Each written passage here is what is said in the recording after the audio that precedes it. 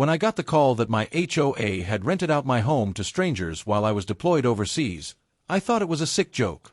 But when I learned they'd changed the locks and pocketed the cash, my platoon and I decided to take matters into our own hands. Nobody messes with a soldier's home and gets away with it. My name is Ethan Carter, and this is the story of how my life turned upside down while I was serving my country, and how the brothers I fought alongside helped me set it right. I'm a staff sergeant in the U.S. Army, and back in early 2023, I was deployed to a forward operating base in the Middle East. It was my third tour, and I'd seen my fair share of chaos, but nothing could have prepared me for the mess waiting back home. I'd bought a house in a quiet suburban neighborhood in North Carolina just before my deployment. It was a modest 3-bedroom place, nothing fancy, but it was mine.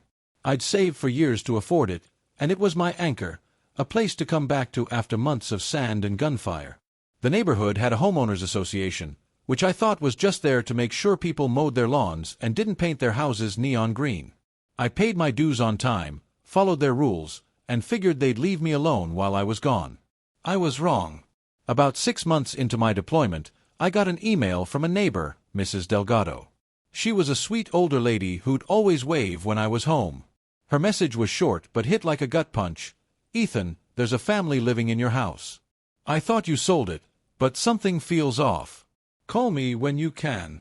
I read it twice, thinking it had to be a mistake. I hadn't sold my house. I hadn't even listed it. I was in a war zone, for God's sake. How could anyone be living in my home? I couldn't call right away. We were in the middle of a tense operation, and personal calls weren't exactly a priority. But Mrs. Delgado's words gnawed at me.